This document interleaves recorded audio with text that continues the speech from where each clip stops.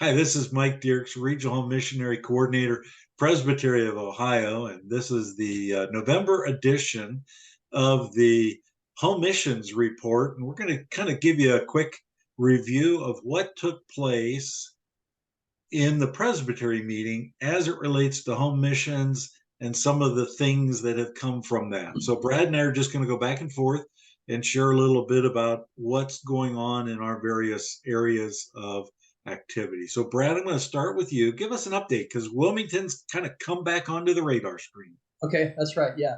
So first with Wilmington, Wilmington was a plant that began back around 2018, and they were on denominational and presbytery support for a time.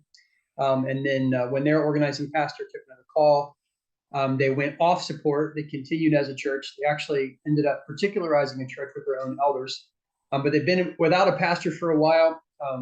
Recently, they voted to call a man, and that man is now preparing to be examined by the presbytery in spring. And if all of that goes well, then they'll be picking back up with what remained, I think, plus a little extra of their presbytery and denominational support. And so that will be spring that we're shooting for that. And I think you've got some things to talk about in Finley.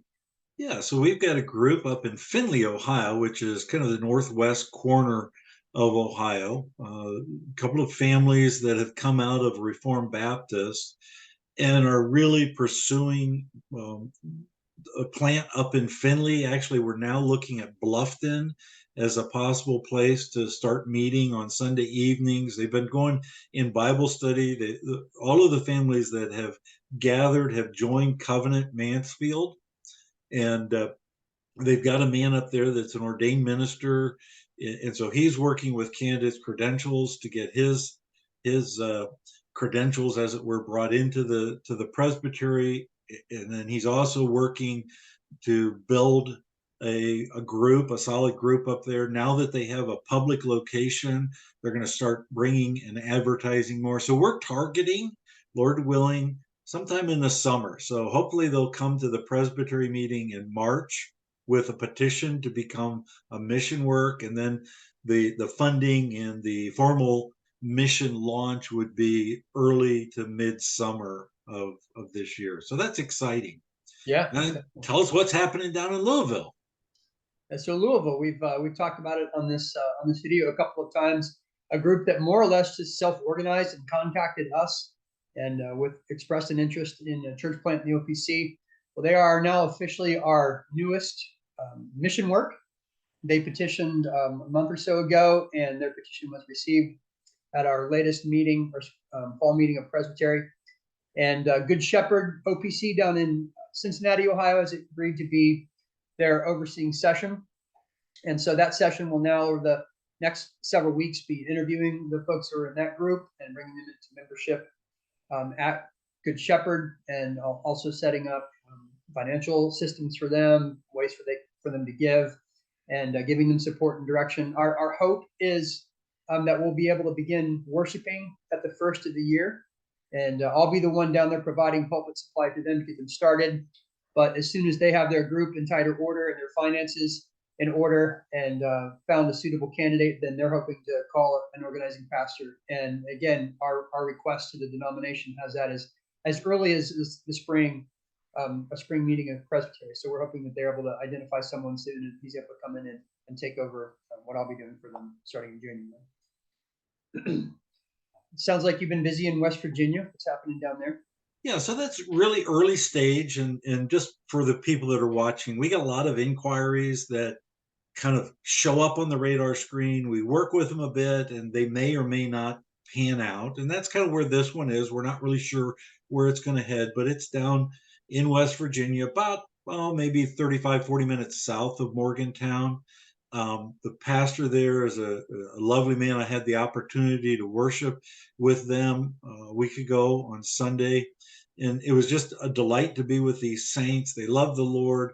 They're just beginning to understand Reformed theology and the implications of that. The pastor's patiently working with them. They actually, as an interesting point, during the worship service, they sing the shorter catechism. So we sang question number 11 during the worship service. He does a teaching on it like at the beginning of the Sunday school hour, just to give them clarity of what they're going to be singing. And then during the worship service, we sang the shorter catechism. He's been doing this. So it's, he's just introducing them slowly to Sure. Reformed Presbyterian, biblical theology. And they're so far embracing it. So we'll see where they go, but it's a delightful little country church sitting in the foothills, as it were, of the Alleghenies.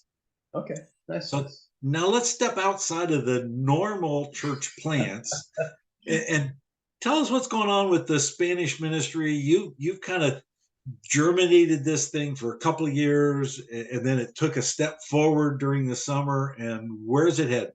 Right. Yeah. My first note was for a situation a bit outside the normal circumstances is what we've got there. I guess I can focus in on the primary object of what we've requested the funding for. The primary object of this ministry is a group of in between 25 to 30 folks, many of whom are from Chiapas, Mexico. That's the southernmost province of Mexico. And many of these folks are members of the National Presbyterian Church of Mexico, but are now living in Western Ohio. Some of them in Springfield, some of them on the west side of Columbus. And for the past, I'd say 6 or 7 years, some members of this group, the group has changed shape a bit over time, but beginning back 6 or 7 years ago, some of that group began meeting for worship at Living Water Church in Springfield when I was still there as organizing pastor. After several years of working with them, at one point in time, providing them with an intern from the OPC who preached for them, James Stafford, for a year.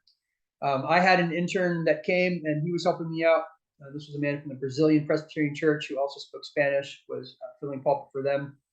Well, during his time with them, he persuaded them that it would be in their best interest to seek to become a mission work of the OPC. And to that end, then the Presbytery is looking to call a Spanish-speaking minister, hopefully this guy, really hope that will work out, to come. And again, his primary project being to organize this work into a mission work and then into an organized congregation over time. We're also looking for him to help us with a couple of the other Spanish-speaking ministries that have been taking place in, there's one in Dayton. We've got a English as a second language ministry there that he's interested in being part of. For the past year, I've been up in Sydney doing a small evangelistic preaching station for some Hispanic people up there. So Springfield will be his home base, and the mission work there will be his primary project, but we're also hoping that he can help out with some other stuff that's going on around the local area as well. And again, this is a spot that we're hoping to fill by spring. The particular candidate that we've begun to look at this point will be finishing up his second master's degree. He's already ordained in the Brazilian Presbyterian Church. He's out in Escondido, California now. But our hope is that as soon as he's finished with his studies there, that he'll be able to come here. And so Spring Presbytery is when we're hoping to have his credentials transferred into the Presbytery and for him to begin that work. Very good. So the Lord's working. Got a lot of things going on. The Wilmington coming back online, Findlay, Louisville, possibly in West Virginia, this Hispanic ministry. And so this is my chance to say, okay, churches, what are we doing about this? Well, first of all, and as I was thinking about this, I just want to place this out there, that every time we plant a new church, we are taking territory from the enemy. And we're occupying enemy territory, if we think of it that way. And that means these battlefields need support. And so let's talk about what support looks like. And first and foremost, probably the most critical is prayer. So in your time, remember Wilmington, Findlay, Louisville, what's going on in West Virginia, and this Spanish ministry. And there's other things happening, but those are kind of the capstone things that we've just introduced. So that's first and foremost. Secondly, personal support. Think of taking some time, writing a note to some of our home missionaries as they get placed out there. We've got one currently with Tyler Jackson out in Newcastle. They're kind of on an island. Their session is removed. We heard about Louisville, the sessions in Cincinnati. So just notes of encouragement, a phone call. If you can, go and visit. Anything like that just helps boost the morale of that pastor. It reminds them that they're part of a church body and not just isolated on an island.